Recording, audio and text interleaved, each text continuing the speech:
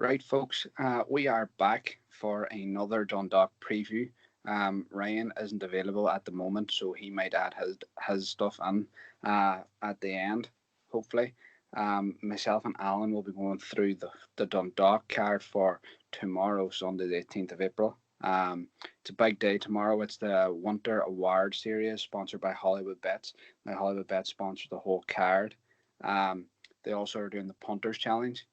If you haven't already checked it out, you should check it out. You can win prizes by picking your horses for the entire 7 races. It is free to enter. If you enter um, and don't deposit a tenner, you won, your money will be donated to charity. And if you deposit a tenner, you can take home the top prize there, I think, of 125, and then it's 75 and split up then right the way down for the top few places.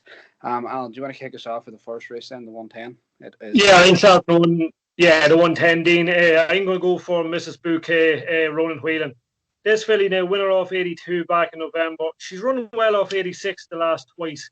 Now, her last run was on the 12th of March when she was third to Pulse to Shanghai and Big Gossie. Now, Big Gossie's in this field again. That was her first run since November. I think she'll improve off the back of that. She was fourth off 87 in a good rated race back in October. Look, I think she's a good enough chance here in around 4-1.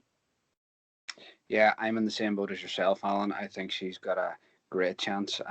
Ronan Whelan and Jack Davison teamed up last week in Cork with a shock 150 to 1 winner or 125 to 1 winner. So the team has produced a winner lately. This is a really good race. This for a 7-runner field. You could pick a number of horses in here that have chances, but I do like Mrs. Bouquet as well. So we'll move on to the second race then, Alan, the 145. Yeah, I'm going to go for Getaway Queen, going to be ridden by Joey Sheridan. Look, I was kind of keeping an eye on her over the winter. She didn't do too much. She's just a very interesting runner after winning over hurdles at Wexford there on the 9th of April. She's dropped a pound from her last run here, and Joey's actually going to claim 5 off her back. She was a course winner off 55. Look, she's well weighted. She comes here in form. That win over hurdles might just bring her back into the equation in around 11 to 2. Yeah, this is a 1 mile 4 race. I actually was looking at a few in this race. I have it narrowed down. Lady of Luxury, who I've tipped up the last twice, won on once, and I think just the last time I think you could draw a line through the run, just things didn't go the way. Port Lockroy is another one that took my interest last time out and ran below par. I would imagine something maybe was amiss. Joseph O'Brien team is in good form lately. They've had a few winners. They've sent out a couple at the Curragh and a few recently as well. Moving on then, Alan, to the 220. Yeah, I found this a tricky enough race. I'm going to go with Touring Angel. Basically, just because I looked at Sense of Worth, but it's been put up £15 for winning a nose. Now, I watched him the last day, rolled about up the straight, looked still learning the game. The Touring Angel is different sort. She's a filly on the improve. The handicapper hasn't been harsh and I only put her up £2. She had Ragtime Red in behind last time. He came out and won, and then they're going to face each other again.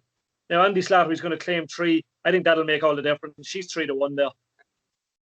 Yeah, I really like Touring Angel, as you say there. Very strange for see the Irish handicapper only put a horse up £1 in each of his last 2 ones. You know, I know they've only been by a head, but it's still it's a very strange thing. And as you say, you know, Andy Slattery taking £3 off surely leaves it well, and again, if still in good form.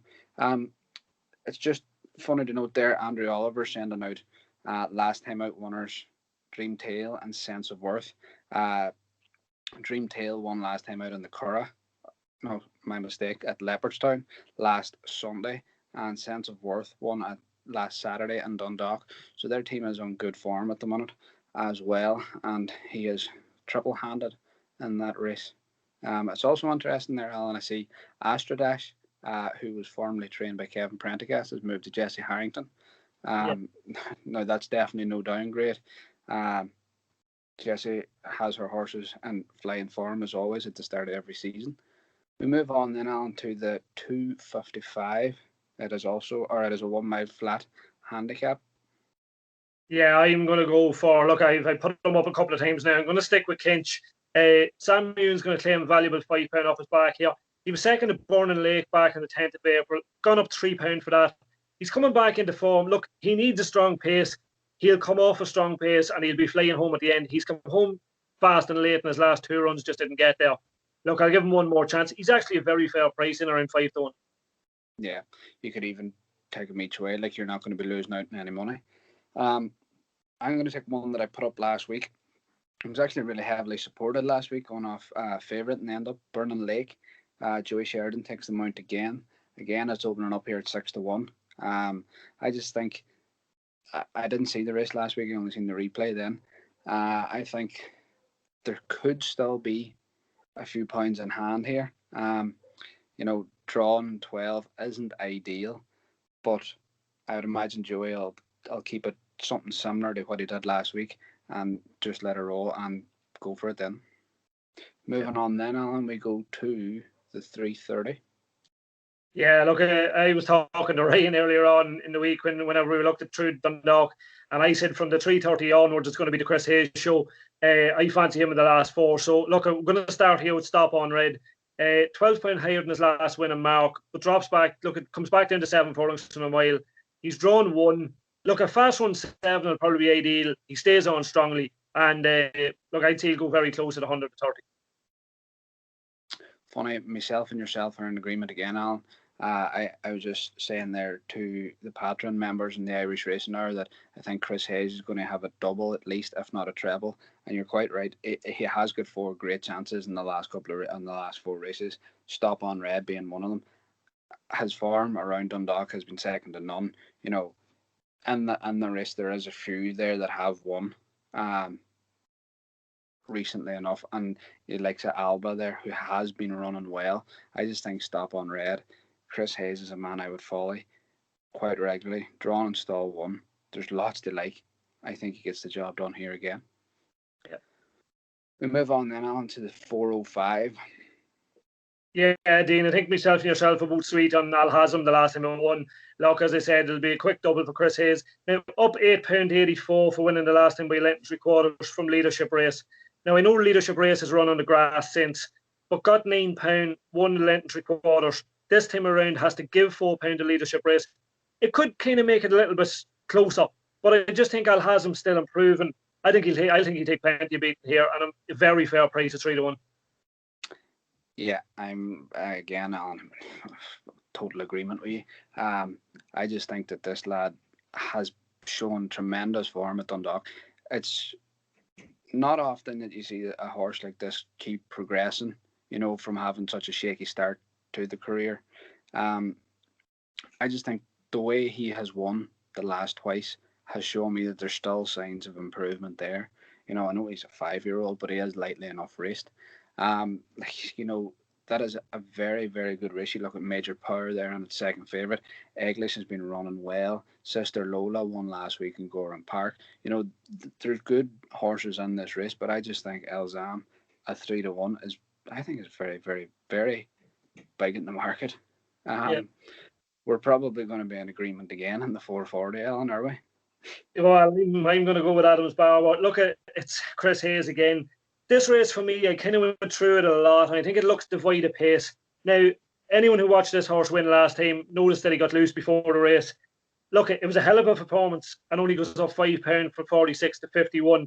Nice draw in stall 9. I think there's only one thing going to happen here. Chris will pop him out, keep him nice and handy, and I'd say he'd probably try and make all 11 to 2 again. You could go each way, but he's a very fair price again.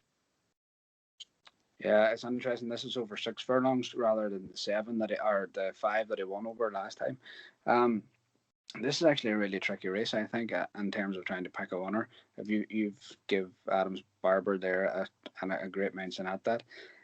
Slade Runner, he's been consistent enough around Dundalk. I'm going to side with Pretty Smart each way at 12 to 1 for Pat Martin and Dylan Brown McMonagle.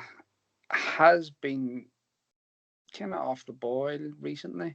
Had a couple of very good runs before Christmas. Has shown signs of ability. I just think at 12 to 1 and a hot enough wee race, drawn in stall 11. If he can get in and set 4th, 5th from that draw, I think he could go close. and 12 to 1. I think it's a good price each way. Yeah. We move on then on to the last race of the day, the 5:15. Yeah, it is. Look, this will finish it off. Shahada for me, Chris Hayes. Second on debut to Chandra, who hasn't been seen since. Now the third has come out and won. This filly actually cost 130,000 as a year, and she's a half sister to a 6 furlong 2-year-old listed winners. Look, she's by Odd. There's plenty of money coming 6 to 4 into 11 to 10. I'd say she'll be a lot shorter. I think she takes plenty of beating. Yeah, Othad's had a couple of all-weather runners in England as well. I think he's had two at Kempton. I'm nearly sure. This is a really, really hot maiden. By all sense, you've got a Moyglare stud one on there for Jesse Harrington and Shane Foley, as I touched on earlier. They tend to have their horses really well on at the start of the season. Ginsburg there for Colin Keane, and Kieran Cotter was well backed on debut when finishing seventh, and it ran really respectable in third last time out. But I just think this one goes to Chris Hayes as well, and Shalanda.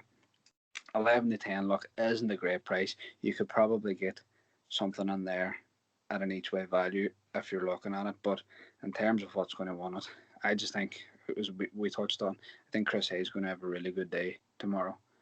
I hope we don't put the blind on now, but I'd really like to see this filly go on and progress.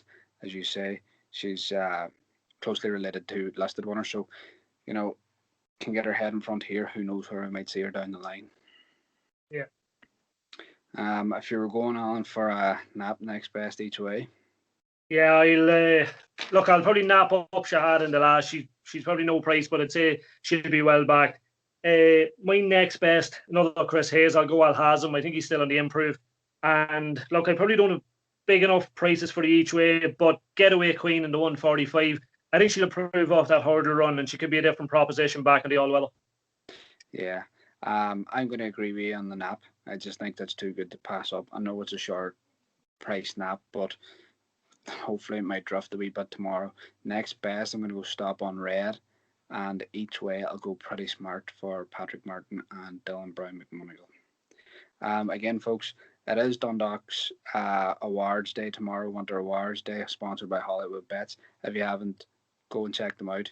They do a free tipping competition, like I mentioned before. All the terms and conditions are on there. Give them a look. See what you think. Thanks.